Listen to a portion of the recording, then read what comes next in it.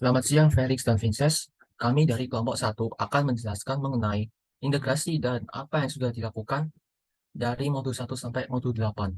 Kelompok 1 terdiri dari Kevin Gestopper dan Edwardson. Saya akan menjelaskan dari modul 1 sampai modul 4. Modul 1 mempelajari definisi kualitas, dimensi dan karakteristik kualitas, serta mempelajari cara melakukan quality improvement dengan metode DMAIC. Metode DMAIC yang digunakan yaitu metode Define. Define mendefinisikan masalah dan apa yang perlu dilakukan untuk memperoleh solusi. Hal ini dapat dilakukan dengan menetapkan dengan jelas mengenai masalah, sasaran akhir, dan cakupan yang diperlukan untuk mencapainya. Measure bertujuan untuk menetapkan performa proses saat ini dan data apa yang akan dianalisis. Hal ini dapat dilakukan dengan menggunakan rencana pengambilan data untuk memantau performa ketika sedang membuat perubahan dan membandingkannya di akhir proyek. Analyze bertujuan untuk membangun sebuah peta proses saat ini dengan memanfaatkan data ketika menemukan awal terjadinya masalah dalam proses. Improve bertujuan untuk menemukan solusi kreatif yang dapat dilakukan dan diukur dalam proses DMAIC. Setelah memikirkan solusinya, hal yang perlu dilakukan yaitu melakukan percobaan, menguji, dan melakukan penerapannya. Control bertujuan untuk melakukan verifikasi dan mempertahankan kesuksesan solusi pada masa mendatang. Dalam fase ini, hal yang perlu dilakukan yaitu membuat rencana pemantauan dan kontrol agar dapat terus menilai kembali dampak dari setiap perubahan proses yang akan diimplementasikan. Berikutnya ada modul 2. Modul 2 mempelajari tentang analisa penyebaran dan memusatkan data, serta mempelajari distribusi data. Metode DMAIC yang digunakan pada modul 2 yaitu metode Measure.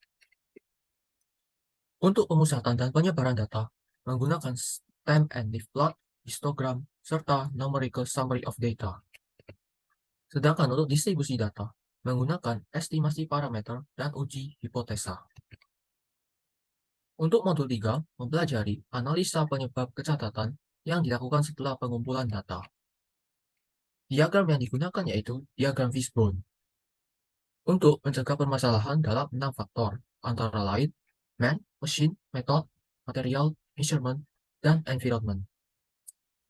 Metode DMAIC yang digunakan di modul 3 yaitu Analyze dan Improve. Berikut ini adalah contoh Fishbone diagram yang sudah kami buat. Jadi, yang untuk kotak sebelah kanan merupakan topik permasalahan yang dipengaruhi oleh 6 faktor, yaitu environment, method, machine, man, material, dan measure. Untuk mesin, salah satu penyebabnya yaitu usia mesin yang sudah lumayan tua, sehingga piringan tidak terlalu stabil. Untuk metode, salah satunya yaitu SOP yang sudah tidak detail dan hanya tentang menggunakan mesin. Untuk environment, salah satu penyebabnya yaitu kondisi yang sangat berisik, yang sumbernya dari suara mesin gerinda tersebut. Untuk man, salah satu penyebabnya yaitu experience kerja dari seorang pekerja berbeda-beda, sehingga hasil yang didapat pun juga berbeda-beda. Dari segi material, salah satu penyebabnya yaitu material spons mudah termakan oleh mesin gerinda tersebut. Sedangkan dari segi measure, penyebabnya yaitu ujung spidol tidak runcing, sehingga pengukuran mal tidak presisi. Berikutnya ada modul 4. Modul 4 mempelajari peta kendali pada data variabel. Yang kedua, mempelajari cara untuk melakukan analisa kapabilitas. Analisa kapabilitas terdiri dari analisa CP, CPK, dan CPM. Untuk metode DMAIC yang digunakan pada modul 4 yaitu metode control. Nah, biasanya di kelas QC itu diajarkan secara manual. Namun, di praktikum QC ini diajarkan menggunakan Minitab. Nah, langkah-langkah yang perlu dilakukan di Minitab yaitu klik start, quality tools, capability analysis, klik normal. Setelah klik normal, didapatkan kotak sebagai berikut. Kita pilih subgroups across rows of untuk memasukkan dari OPS 1, OPS 2, OPS 3, OPS 4 maupun OPS 5 ke dalam kotak subgroup across rows of tersebut. Sebagai contoh, kita dapat mengasumsikan bahwa lower spec sebesar 8,06 dan upper spec sebesar 8,45. Setelah itu, kita klik OK.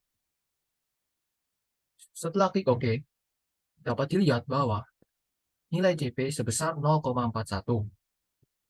Nilai CP kurang dari 1, sehingga pabrik banyak memproduksi produk yang cacat. Nilai CPK memiliki nilai sebesar 0,34, yang dimana nilai CPK ini kurang dari 1, sehingga proses ini dianggap not capable. Untuk CPL memiliki nilai sebesar 0,48, CPU sebesar 0,34.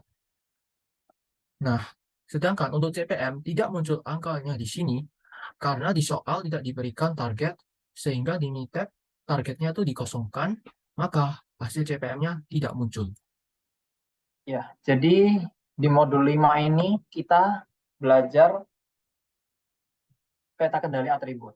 Ya, peta kendali atribut itu dibagi menjadi dua, yaitu yang pertama adalah atribut dan kejadian. Nah, peta kendali atribut itu kadang ada yang datanya, sampel size-nya itu tidak konstan. Nah, itu kita bisa mencari, kita bisa membuat peta kendalinya, peta kendali atributnya itu menggunakan peta kendali P. Namun, jika sampel size konstan, kita dapat menggunakan NP atau peta kendali T. Nah, untuk yang kejadian, itu ada data di mana kemungkinan kejadiannya itu sama. Kita dapat membuat peta kendalinya itu menggunakan peta kendali C atau U. Namun, jika kemungkinan kejadiannya itu tidak sama, kita dapat menggunakan peta kendali U untuk menyelesaikan permasalahannya itu. Oke, next itu adalah cara menggunakannya di Minitab. Nah, di Minitab ini, kita bisa mencari peta kendali P, NP, U, dan C itu melalui start ke control chart, lalu pilih atribut chart. Kita dapat memilih P, NP, U atau C tergantung soal nanti yang keluar. Nah, jika kita membutuhkan yang P, kita mencari yang P. Jika NP, ya yang NP. Lalu U dan C juga sama. Next, ini kita ambil contoh menggunakan peta kendali NP. Nah, jika kalian tadi klik NP di sini, itu akan muncul seperti ini. Tampilan seperti ini, lalu kalian masukkan di kolom variabel itu data yang sudah tersedia, yang diberikan. Lalu untuk subgroup size-nya, kita bisa masukin angka 1000 langsung, atau kita bisa masukin kolom sampel size ini. Nah, di sini karena sampel size-nya konstan ya, jadi kita bisa masukin angka 1000, atau pilih kolom langsung, select kolom. Lalu kita klik OK. Itu akan muncul hasilnya seperti ini, NP chart. Oke. Lalu di modul 6, kita itu mempelajari tentang acceptance sampling atau sampling penerimaan. Nah, untuk sampling penerimaan sendiri itu dibagi menjadi dua, yaitu yang atribut dan variabel. Nah, untuk yang atribut, single sampling plan, kita dapat mencarinya menggunakan binomial nomograph. Nah, plotnya itu diterima apabila memenuhi syarat D itu lebih kecil sama dengan C.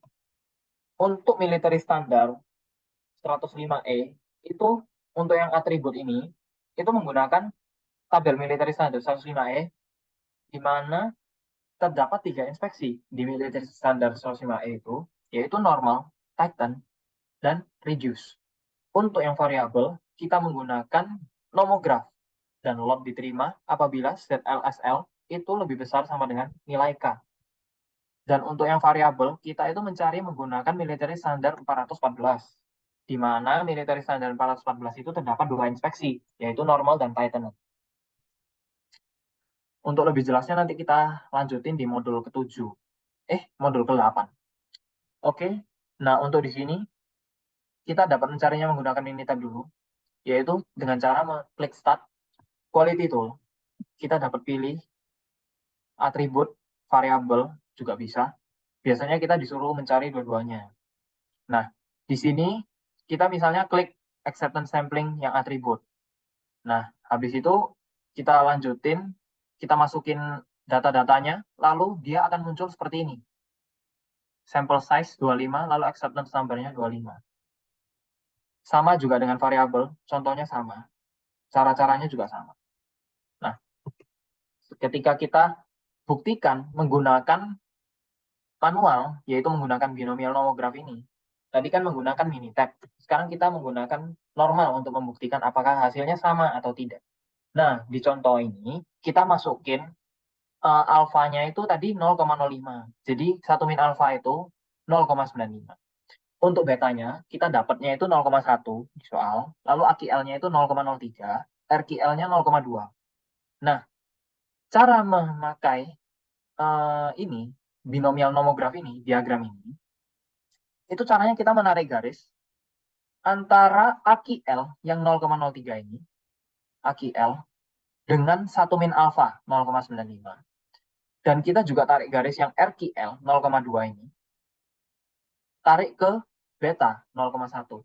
Jadi caranya adalah menghubungkan AQL dengan 1 min alfa dan menghubungkan RQL ke beta. Nah, lalu kita cara carinya gimana setelah kita tarik garis? Kita yaitu melihat titik potongnya. Titik potongnya berada di sini. Kita dapat melihat di sini, titik potongnya itu menyentuh garis yang di tengah-tengahnya 20 dan 30. Di sini kita bisa ambil perkiraan bahwa garisnya itu menunjukkan angka N-nya, sampelnya itu di antara 20 dan 30, kita bisa asumsikan itu 25. Lalu, untuk C-nya, kita lihat garis yang ini. Nah, dia potong di garis yang ini. Nah, kita lihat garisnya itu di antara 0 sampai 5. Nah, karena ini garis yang satu, ini garis yang kedua. Garis kedua ini berpotongan di titik ini. Berarti kita asumsikan C-nya itu 2. Nah, berarti kita kesimpulannya kita dapat tadi N-nya 25, C-nya 2. Kita bandingkan dengan hasil Minitab sama. Sampelnya 25, acceptance-nya 2. Nah, sekarang di modul 7, kita belajar tentang double sampling plans, yaitu yang biasanya diketahui di soal, yaitu N1, C1, N2, C2, dan P. P itu probability. N itu menunjukkan sampel ke, misalnya N1 berarti sampel ke 1, N2 yaitu sampel kedua, C itu menunjukkan acceptance number.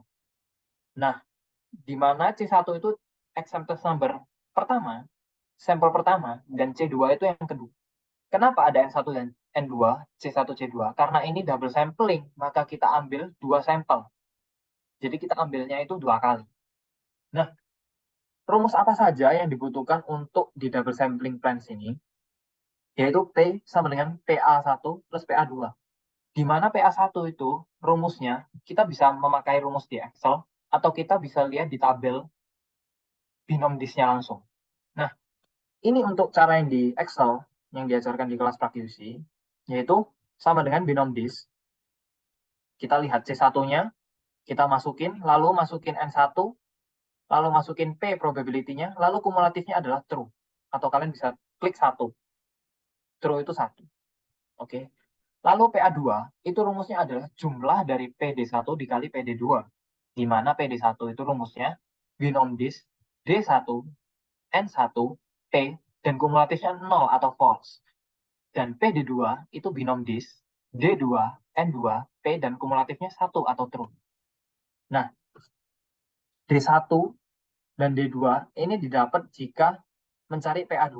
Nah, D1 itu misal di sini C1-nya itu 2, C2-nya itu 5, maka D1-nya itu bakalan lebih besar daripada C1, tetapi lebih kecil atau sama dengan C2.